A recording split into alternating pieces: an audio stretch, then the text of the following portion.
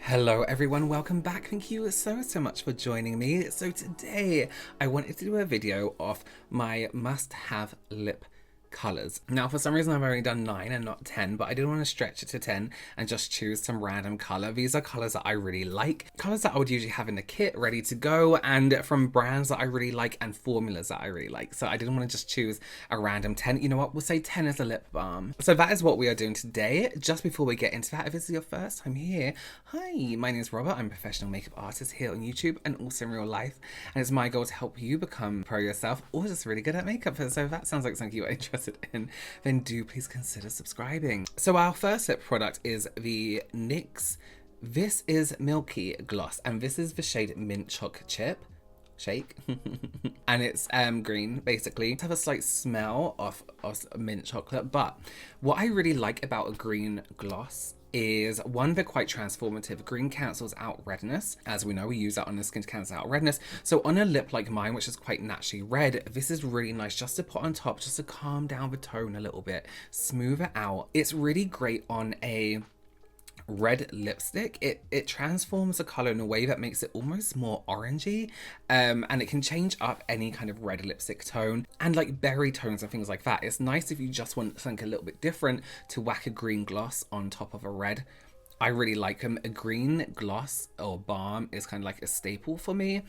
I just find them incredibly useful. I think people look at them and they're like, green, yeah, but it's a good, like a tint of green. It's not pure green, just a slight tint. Okay, next up is the Lunar Beauty lip gloss, and I think this is limited edition. This is Bitchcraft, and it's this really nice deep berry tone. If this one is out of stock, you can find glosses in a similar kind of tone. I just love a formula of these. It's that berry tone without being too dark purple, so it's perfect coming into more of the autumn months, going towards the end of the year, where we tend to go for more of those deep berries. You know, everyone dyes their hair brown, and we look for those comforting kind of colors that provide us with some warmth, you know. If you don't typically like those deep burgundies or those kind of fall autumn colors, it's a suggestion of that kind of color story. So that's a really nice one to go for coming towards the end of the year. If you don't want to go too crazy, you're kind of like still in like the summer mood, but you know, it's happening.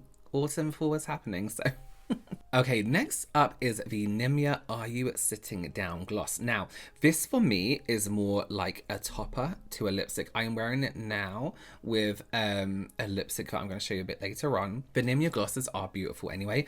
This gold, however, I like how intensely shiny and shimmery it makes an already existing gloss. So the gloss is already quite shiny, but the way it's reflecting off all that gold looks stunning. It looks glossy, it looks wet. This on top of red, this on top of burgundy, gold on top of nude is absolutely stunning. Has a slight difference, that slight kind of luxe feeling to a lip, not just because it's gold, but because it's ultra reflective. My lips are a little bit red because I've just gone through and tried every single product on, but it just adds something extra to a lip gloss and a lipstick. It's almost like just a clear gloss, but with that touch of something else, which I really like about this shade in particular. So another more kind of a transformative product in that one. Next up is one of my actual favorite formulas. This is the Etude House Syrup Glossy Balms. This is the shade Rosy Lavender. Now, you know me, I don't like color on my lips. However, on other people I like color when I'm putting products on clients. For those people who don't want the formula, for those people who don't want something heavy, this is really nice. For me, this colour and this range of colours, but this one in particular looks like it could be jelly. It looks soft to the touch, it looks bouncy, it looks rich in colour without being overwhelming and too much colour. It looks soft at the same time, like a pinch of colour. This colour as well, despite being actually quite pink, could go with a lot of neutral eyeshadow colours. And this kind of tone, if you want to get into wearing like a colourful lipstick, but you don't want to go full in, this kind of formula and this kind of texture and this kind of colour is almost a stepping stone into bright colours. I do get a lot of people asking me saying, I want to wear bright red, I want to wear bright pink, but I don't have the confidence to go full on with it, and I know exactly what you mean. And I always say it's like when you get a new haircut and a new style and you go out in the street and you feel like everyone's watching you, even though these people don't know you, and they're looking at your hair even though they've never seen your hair before and they don't know you've just had a haircut or a new hairstyle. But so that's why I like this as a good stepping stone into colour. Looks like a balm, looks like a gloss, and feels like a balm, but has the slightest colour to it. Okay, next up is the Rare Beauty Lip Souffle. This is the shade Brave. I really like this shade. This is very much a burnt orange, like a chilly kind of shade. Formula is completely comfortable, glides on incredibly smoothly. But one thing I really like about these kind of burnt oranges is always my answer to if I'm doing someone's makeup and they're like, I want to go bold with a lip, but I don't want to be too much. And I always like, what's your version of too much? Because, you know, everyone's interpretation of what too much is or what's out there is different.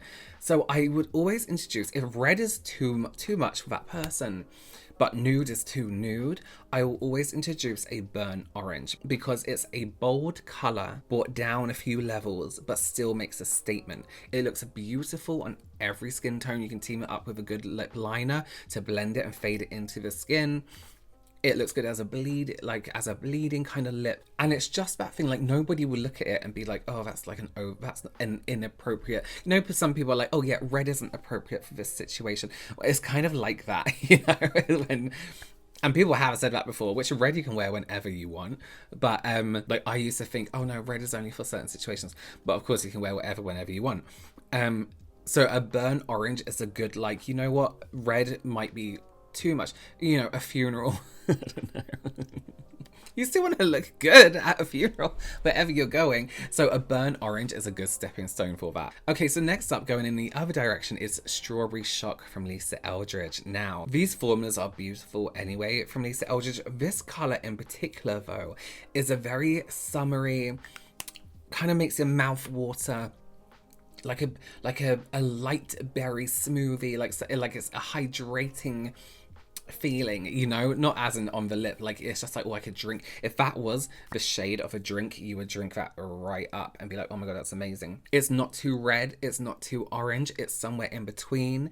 It can be tapped on the lip for a bit of a stain, but this is another color as well. I do quite like this shade, not only, but for mature people who feel like they can't wear red or can't wear bold color. A color like this is a bold statement, but it's so brightening and light, and it brings light to the face that isn't overwhelming. It's not too over the top. If you're having a dull day, a color like that, not like emotionally, well yeah, maybe emotionally too, but if you're having like quite a dull day, you feel like quite physically dull. I do sometimes. I'm like, oh, my skin looks really dull today.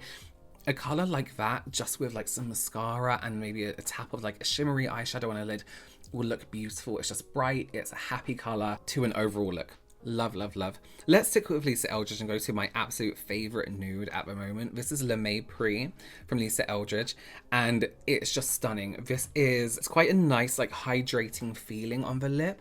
It's not glossy, it's not sticky. I think I called it balmy once, but it's not balmy because it doesn't have that waxy feel to it. It's just incredibly comfortable. It just looks like, you know, some people, they're like, oh, if this is my colour, I just grab it and walk out the door and put it on. It's just like that. Has a shine to it.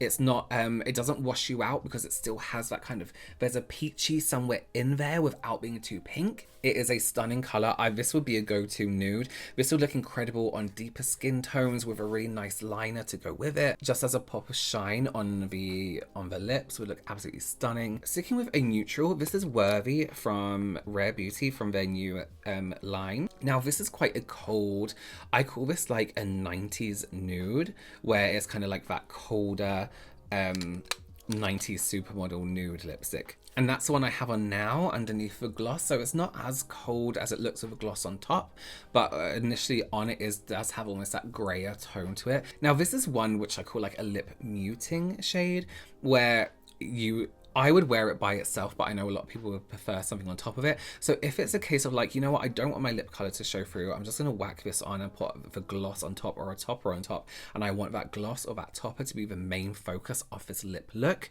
then this is a really great one to go for. You can whack foundation, sure, concealer on your lips, but it does just look like foundation concealer. Sometimes you do need a lipstick to kind of block out that shade. And moving on to our last one, this is from Fenty, and this is Board Member, and this is this beautiful, deep, rich purple. This is absolutely, you know, I like purple anyway. Smells incredible. This, I just think this tone looks good on everyone. I absolutely love it.